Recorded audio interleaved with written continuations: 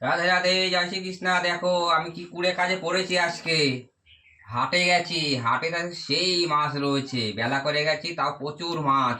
কোনটা ছেড়ে কোনটা নেবো ভেবে পাচ্ছি না, কিন্তু নিয়ে ফেলেছি কুড়ে মাছ, চিংড়ি মাছ। কম পয়সায় 40 টাকা কিলো চিংড়ি দিয়েছে। এত ভালো, দেখো কতগুলো দুজন নিয়েছি, 1 কিলো, আধা কিলো আধা কিলো চিংড়ি। কাটাগুলো এত বাজছে। আর নিচে আমার ফেভারিট মাছ, এই দেখো কত বড় বড় লাইলন টিকা। খুব কমে পেয়েছি, এত আমার তো ফেভারিট মাছ। দুটো নিয়ে নিয়েছি, 1 কিলো 800 গ্রাম হয়েছে এই দুটো মিলে। এখন কখন কাটবো কখন কি করবো ভেবে ভেবে পাচ্ছি না। আর লোটে মাছও নিয়েছি, লোটে মাছ তো কেটে ফ্রিজে ঢুকিয়ে দিয়েছি। আর সকালে টিফিনটা করে একটা চিংড়িটা বেছে নিই, বেশি বেলা হয়ে গেলে তারপর তো খারাপ হয়ে যাবে। কম পয়সায় পেলে হয় না, এইগুলোর পিছনে যা খাটনি আছে না। আর এখন শীতকালের সময় একটু চুনো চানা মাছ একটুখানি পাঁচ মিশালি দিয়ে সবজি দিয়ে করলে খুব ভালো লাগে। হাটে তো এখন প্রতি সপ্তাহে পারি না যেতে, প্রায় 1-1.5 মাস পর পর। সেই পুজোর আগে গেছি, আর এই যে গেলাম।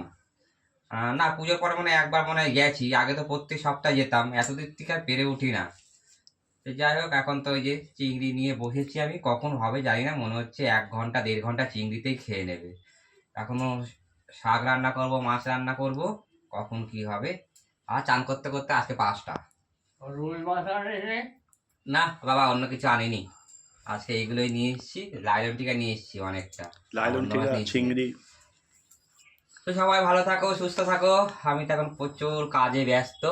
রবিবারের নামেই রবিবারে বাড়ি থাকি, মানে কি বলবো, রোববারের বেশি খাটনি। একটু ভিডিও বানাতে পারি না, কিচ্ছু না। একটু কারোর সাথে কথা বলতে পারি না। কাজ কাজ কাজ কাজ, এখনো এখনো কাপড় কাচবো, ভিজাইনি এখনো। মাছগুলো যদি আগে না করি, আর এগুলো সব পুড়ে কাজে, যদি আগে না করি তো আর পরে আর ইচ্ছা করবে না করতে। ফ্রিজে আমি এনেই ঢুকিয়ে দিয়েছিলাম, তাকে খেয়ে দিলাম টিফিন করে, এটা করছি। যাই হোক, ভালো থেকো, বাই বাই, সি ইউ।